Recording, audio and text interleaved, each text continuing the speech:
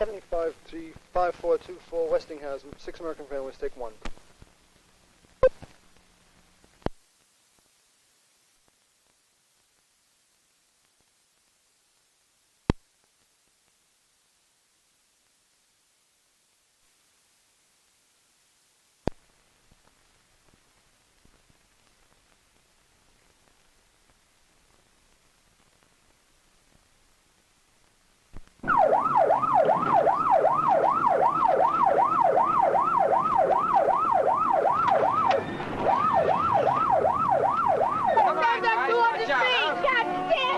What's the problem? It's that ledge burst nuts. We don't know. All right, look out. Get out the way, please. Damn it.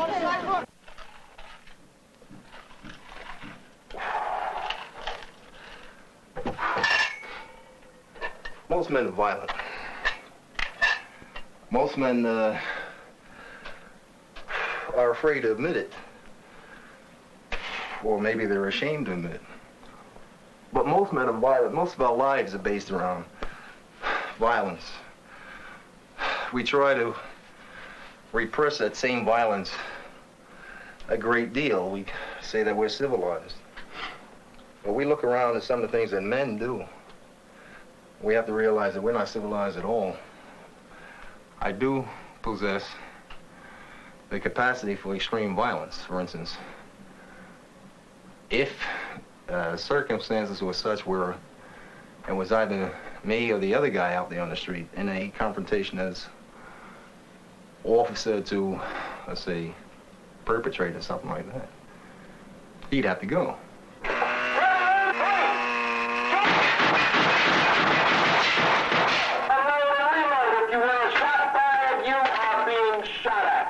If you want a shot fired, you are being shot at. Down in the crouch. Down in the crouch, fellas. Look up for the perpetrator. Don't lose your perpetrator, gentlemen. Who you? Shoot me! I feel that I'm quite fortunate because I have a husband that loves me. I have kids that I know that care for me and concerned about me. It makes me quite happy to know that if I'm on the Long Island Railroad and the trains are delayed for one reason or other, my family become concerned. And I feel that I could thank God because I'm very happy. And if I had it to do all over again, I would do it the same way. I wouldn't change a thing. We've known each other 22 years. We've been married 18 of those 22 years. And my love for her, right, has not diminished. If anything, it's gotten stronger. However, right?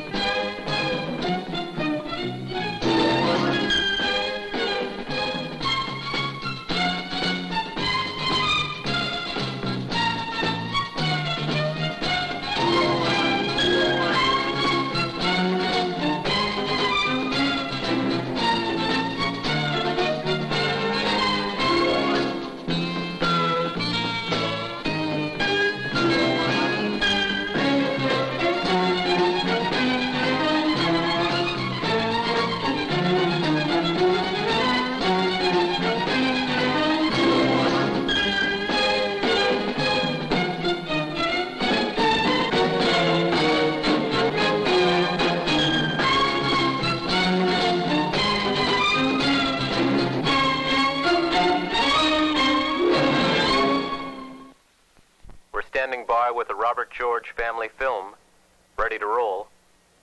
I'm Paul Wilkes, and this is the George family. As a family, they live in a quiet, middle-class, integrated neighborhood in Queens, New York. It's called Laurelton. Bob is a policeman, and he's assigned to one of the poorest parts of Brooklyn, a neighborhood called Bedford-Stuyvesant. Peggy works for a major insurance company in still another New York, in a skyscraper on Park Avenue. We've made a film about their lives, but now we're doing something quite different with it. We invited the George family to view the film with us. Their reactions, recorded by our cameras, form an integral part of the program you will see. News time is 6:02. Going to be another warm day today. The weatherman says sunny and hot, the high in the 90s. Tonight, fair and mild, the low between 70 and 75. Tomorrow, hot again, the high between 90 and 95. In New York, 72 degrees. The humidity is 63%. The wind out of the southeast at 8 miles. South. All the major approaches to the TW Bridge are heavy. Those stalled tractor trailer trucks on the Gowanus Expressway and on the southbound Major Deegan have been moved.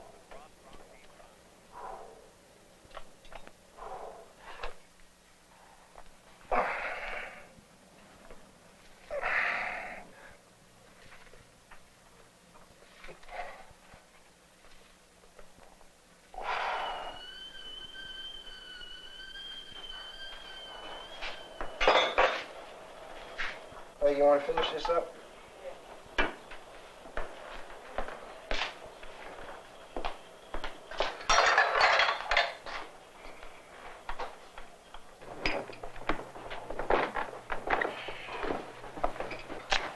Peggy and I hardly ever get to have breakfast together.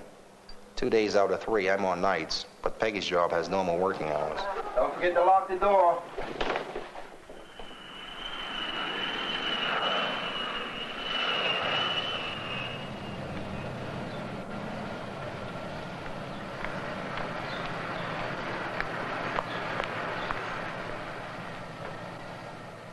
My shifts rotate, so when I'm on days, I take Peggy to the train.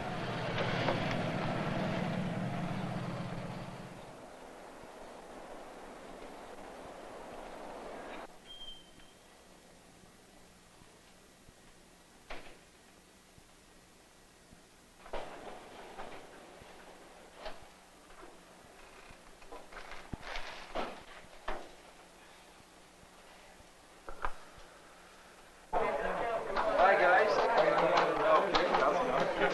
Hey, Bobby. All right.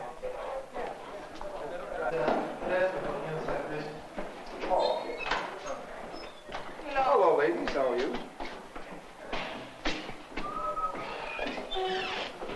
Gentlemen. How you doing? All right. What's doing? Hi, guys. Hi, honey. All right, man. Oh, no. Say, your court's getting ridiculous. It's worse than ever.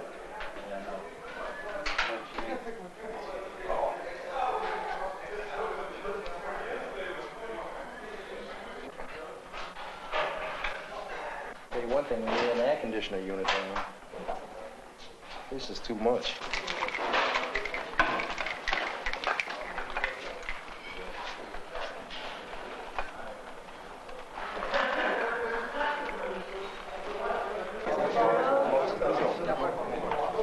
Man in the back, have a seat.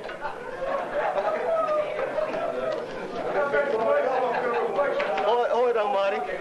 Okay, hold it down. Ward, Powers, you have the 1335 ring, 19 meal. George. Here. Owens. Here. Sector Henry, 1535, with 10 ring, 630 meal. Now, if someone walks up to you, stops you because they've had an accident, once it's reported to you, a license exchange is not valid. You must make out an accident report. Once again, they're worried about corruption. They're afraid that we might have taken $5 not to make out the accident report.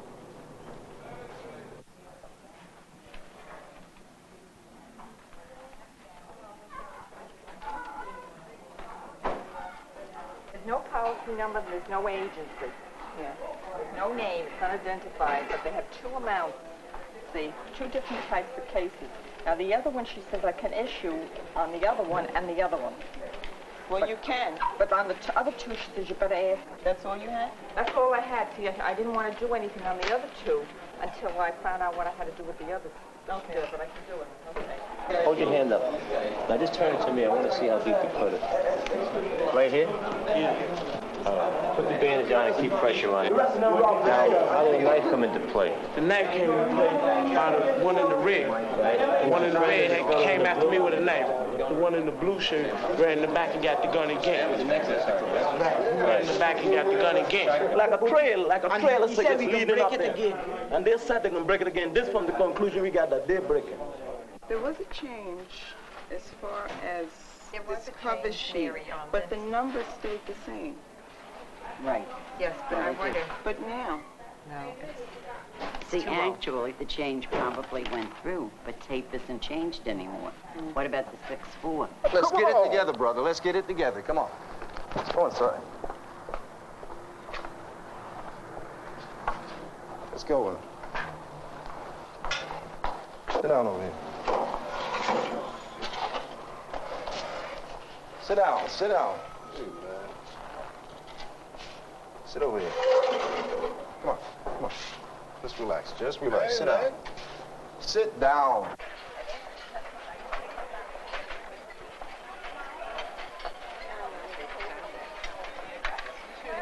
You could be 1 month, and you could be a 20-year veteran, and you could really, you know, get hurt pretty bad on the job. Don't tell me that there's nobody. Come on.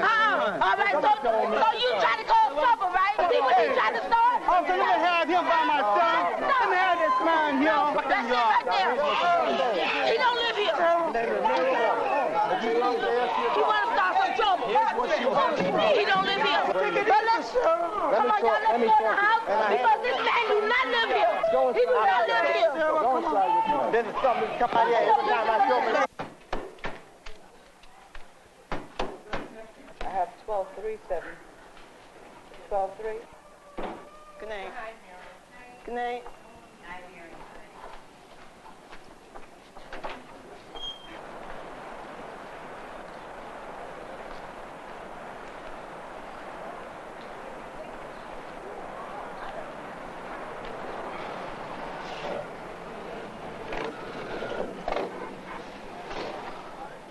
Don't put a rush on that bus.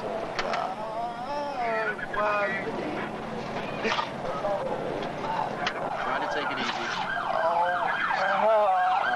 Stay with it.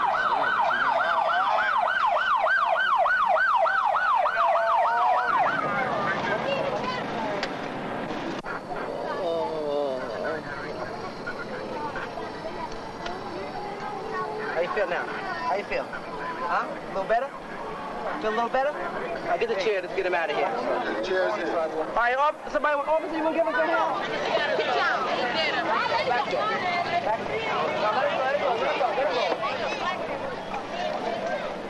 You got it. Turn it right on. Turn it right on. Yeah, I would like to say,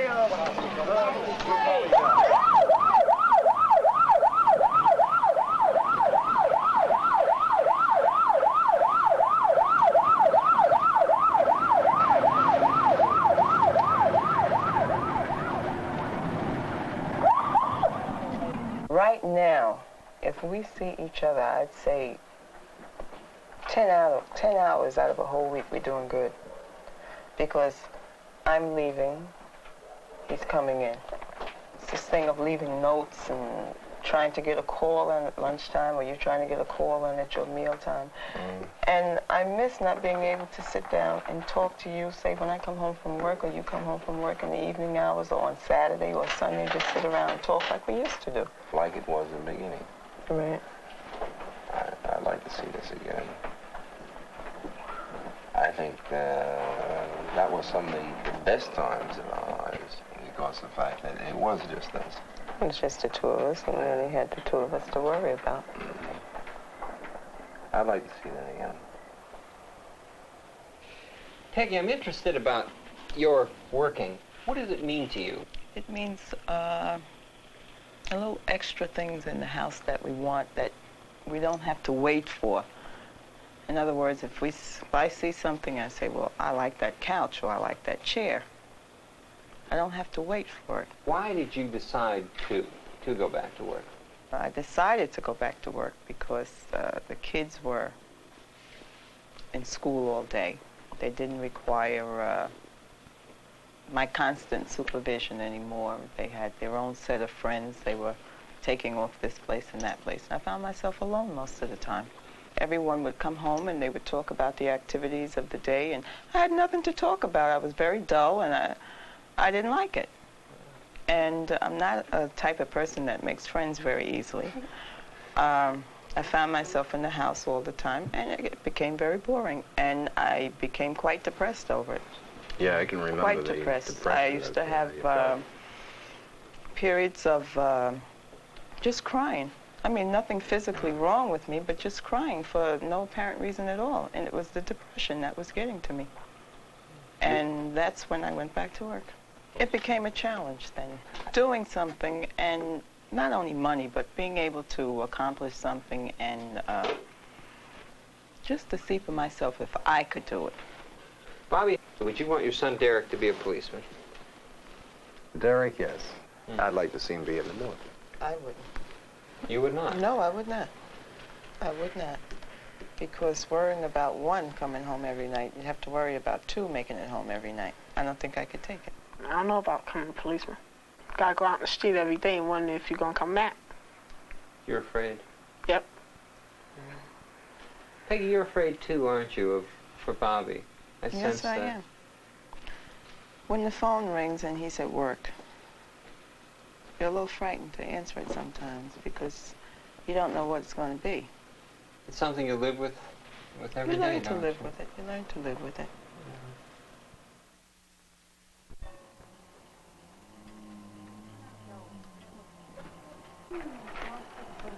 Oh, boy. Oh, God. Her name is Mary. Deborah right there, right? Look at Derek. Wasn't he perfect? You know that call, Bob? Yeah, I sure do, Eddie. Come on, Derek, get back in Oh, look at you. I wish they were that age now. there. Yeah? Yeah. They're so cuddly, and you know, like you could hold them and you could kiss them, and they wouldn't, you know, like now you try to kiss them and they beat you off. You know, when they were smaller, they were so cuddly. Look at same haircut, same clothes, same walk, same left hand on the hip, same everything left hand on the hip, right? Everything. Nothing changed. If I met a man like my father, I think I have. I really have sometimes. I think that's the type of man I like, you know, something like my father, but not in every sense or in every way he is, but his sense of humor and his ways. So that's what I like, you know. But I think most of the guys that I'm attracted to are like some parts, some way like my father. I would never marry a police officer. Me neither. It's really hard to, like, every day, or like you're going somewhere, or you want to go to a party, or you want to go out. It's kind of like restricted because things are so bad out in the street. And he wanted to see us have a good time, but how should I say, I guess he don't want to see nothing happen to us, but he's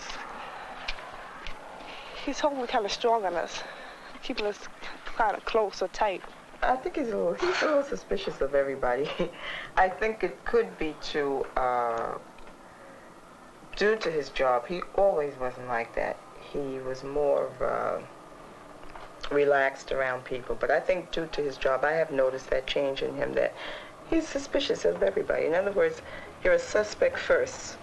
Certain boys, you know, I bring home, or I want my father to meet, he'll look him over, up and down. He'll give him the third degree. Or where you're from, or you live out here, or how long you lived here, or where your parents are from, this and that. And sometimes I get embarrassed. I get so embarrassed. I don't know if all fathers do this or not. But if they don't, I wish like he would, wish he would be like maybe an ordinary father, like just let everything lie. If I came home and told my mother I was pregnant, well, we talked about that before. She'd sit down and talk to us. She'll talk to us. My mommy. And Mama. that was really one of the topics we really talk about, because like we get to that age and you never know what might happen, so she said that she would talk to us and ask us, you know, what we'd like to have. We want the baby, or we want to have an abortion. And it would really be up to us. But I think if we would keep the baby, she said she would help us out as much as she could. She probably quit her job so we could continue school. Well, they had told me, like, when they were younger, that their mother and father couldn't talk about sex. So, like, sex was like a dirty word. You couldn't talk about it. It was like a no-no in the house. And, like, she said, like, she always was, like, trying to be different from her parents. And bring us stricter than they are now. They want to bring us up a little different from where they brought, you know, them up. And so, sex is an open conversation in our house. We have tried to raise them to relate to us. Whatever the subject, whatever the conversation may be, you tell us about it. My father, he didn't think much of giving kids a voice and things. As far as he was concerned, he was always brought up to believe that kids were seen and not heard. My father was very, very strict. If my parents said, do something, you never questioned it. If my parents wanted you to do anything, whether it was go to the store or do anything, they would ask you, well, sister or Bob, would you do such and such a thing for me? And there's only one answer you can give, and that's yes. If you say no, you know, you would get a whack across the mouth, whatever it was, you still had to do it. And my father was the type of person, we did fear him. We loved him, but we were also afraid. Very much so. Very much so. Well, Gary. Hey, hang on there, Margie. Long time no see. Hello, how are you? Fine, thanks. Long time no see. I saw you a couple weeks ago. How are you? All right. You want to kiss me too? Say what? You don't say what? You know the field of me. Daddy drove interstate tractor trailers all during World War II. He didn't have much time even just to relax around the house because he might come home, let's say, on a Thursday morning. Thursday night, he was back on the road again. He might be going as much as a week at a time. Here's another one to remember. You mean the time You when... wanted to take me apart? Oh, yeah, the time you put them 13s up my face? That one have to get to. I put 13s in my face because my father decks me. The head goes down, the feet raise automatically. He says I'm trying to kick him. No, I was trying to keep from breaking my back when I fell. You know what I mean? That's exaggeration. Daddy was great for this. Put your back flat against the wall and say, stand there while I punch in your face. Any normal kid is gonna move, right? You go like this, bang, he smashes the wall, he says, oh, okay, because he missed, right? You know why we're here today? Because it's the same thing. We were taught survival at a very early age. Oh, yeah. I mean, when you turn around, you come home from work, and you start decking us too, and you can hit almost as hard as Daddy could. We all wound up on looking at stars. Why else, right? How about Daddy and his radar machine? Children I raised. Yeah, well, that's like my father. Look how bad we were. Well, what do you expect? I honestly believe if children were raised a little more stricter today, we wouldn't have all the crime we have today. That's right. I don't believe so. Right. I honestly do not believe so. All our discipline begins in the home. That's where we learn our first basic training is in the home, family, raising, and which people don't do today. They haven't been doing it in years. And this is why we have so much crime. This is my belief. We had to live on a weekly paycheck of $7 a week. 7 and the family. And I still today, I don't know how we ever survived. But I give my wife credit. She was the one that kept the purse strings together. Sometimes I get so disgusted you want to give up. But one thing I always realize, see, these children didn't ask to be brought in this world. I and my wife were responsible for these children being in this world. And if I could, I would stick with the family. I never quit. We've been married 47 years, and I'm still here yet. Dad can be severe. At least, you know, when we were growing up, we were small, when he wanted to be about the situation, but he had a little time for self-pity. Well, I was strict, fair, but strict. If I hadn't had the type of parents that I do have,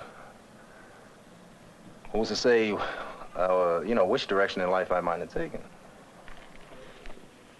Your daughter was talking about the suspicious father she has. You buried your head in your hands. What about it, Bobby? Are you this... How do you feel about being called a suspicious father? I think they're absolutely right. I am suspicious. Debbie, what about you? In the film, it really sounds like it holds you down a little bit, Debbie. Do you have that feeling that his suspicion kind of does that? Well, I did. I do. That it holds us down. It seems like we kind of trapped, or we like in a room where you can't get out. And, but he's changing a lot. Everything is changing. So now I'm getting out the room and I'm out in the hallways now. I'm getting out the door now. In the hallway. You're in the hallway, but you haven't gone out the front door yet? I'm getting there, but not quite. That's a great way to put it. I'd like to talk about what Debbie and Karen were talking about when they were walking on the road. They mentioned that they could be more open with you folks about sex, that could be discussed. Now, has it been discussed in the home, and to what degree? Well, we have discussed sex in the home from their first question when they were very little. And I never believed in telling the kids a lie about it. Nothing was held back. And to this day, we still talk about it. Anything they want to talk about, we'll talk about it. What about premarital sex? Is that ever... Oh, yes. Okay. And what is your... Well, I don't like it. I personally don't like it. But if it should happen, I'm sure they wouldn't run home and tell me. But if, let's say, one of them became pregnant because of it, we would talk about it. I wouldn't throw them out of the house or anything like that. I don't think I would do that. But I would try and find out, why did it happen? Why? Because I feel the main reason that we have such open discussions is to prevent this type of a thing. This is a hypothetical question, but what if they wanted to, for instance, go on birth control pills? Would you help them to do that, say, where they were having a steady relationship with a young man? No, I would not. No, I would not, because I would be in a sense saying, well, go ahead. Everything is open. Have your fun. No, I would not. They are living under their parents' rule. In a sense, under their parents' viewpoints, respect those viewpoints. If there comes a time in their life where they want to go on birth control pills, or they want a steady relationship, or they want to, engage in premarital sex, fine. But make sure they are, first of all, of age, legal age, and basically it's not in their home. Because I wouldn't like it. My wife doesn't like it. And it is our home.